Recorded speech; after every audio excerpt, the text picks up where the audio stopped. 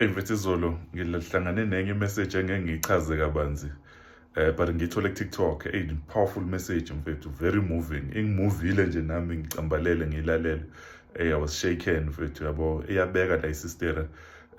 Ibeka izinto ezithile mfethu engicabanga ukuthi zama facts, you know. Engiyayilalela le message ngiyezwa ukuthi hayibo nakho ingiwina mfethu lenkulumo, you know. And lezi zinto ezilistwa lapha mfethu zamaqiniso ngiyazazi, you know. But ekugcineni mfethu ispirit sami sengizwa ukuthi I am shaken manje, you know, I'm feeling ngenye indlela, you know. Ngase ngiyakhumbula mfethu ukuthi yazi iBhayibheli likhuluma ngalento ukuthi asohlola imoya, you know. And akudingi ukuthi uzube yi-expert mhlambe understanding lonto. But lento yokuhlola imoya mfethu khona izinto ezipowerful abantu abayikhulumayo. Abanye abantu ba-eloquent by nature. Abanye abantu mfethu bakwazi ukukhuluma bakubambe mfethu yabo ubalalele ngempela uthi yo this person izinto ayikhulumayo. But lento yokuhlola imoya mfethu yabo. Ngoba ekugcineni ama-motives, you know, of the heart uwabamba ngokuthi uhlola umoya. Khona izinto mfethu, khona umuntu ongafika phambi kwabantu atshena umphakathi ukuthi uthanda kanjani uzowenzelani, but until sikwazi ukuhlola imoya sizoyithola sesibambeke ey'ntweni ey'ngafanele. Even the elect will be deceived ngenxa yokuthi mfethu asikwazi ukuhlola umoya, you know.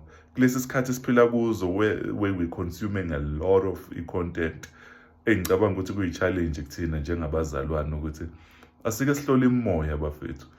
Kuyenzeka into ebe-fact, mingathi iyatestwa mfethu iyiqiniso, i-fact, but uthole ukuthi ama-motives.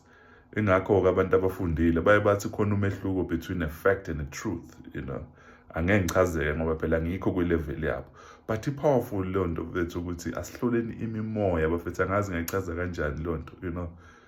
Umuntu mezokutshena ukuthi wena kade uhlejwa, kungenzeka ukuthi iyiqiniso lonto, but what is the spirit behind that? That's what it's meant by ukuhlola imimoya. Food for thought bafethu. I hope uNkulunkulu uzosisiza ngalento ukuthi while we consume i-content eningi, but isikhule ekuhloleni imimoya, because not everything we listen to is good for us. Okunye kwama-fact, but with the motive to cause a distraction. Food for thoughts bafethu. God is love, eh?